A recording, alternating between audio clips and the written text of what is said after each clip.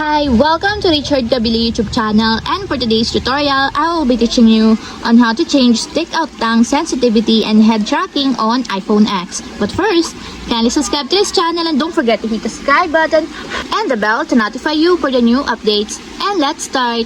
Using your iPhone X, from your home screen first, go to Settings. Then in the settings, scroll down and find the accessibility and then tap. Then in the accessibility, scroll down again and go to physical and motor section and then tap the switch control. Then in this part in the switch control, scroll down and go to point scanning section and then tap the head tracking. And take note that the head tracking should be enabled to activate the actions that you want. And then after that, in the head tracking, go to action sections and then tap the stick out tongue. Then after that, in the stick out tongue, tap the sensitivity. Then in this part, in the sensitivity, if you want to change it into slight, just tap it until there's a check mark on the side to enable. And lastly, if you want to change it to exaggerated, just tap it also until there's a check mark on the side, just like this. And take note, choose the amount of expressiveness needed to perform the expression.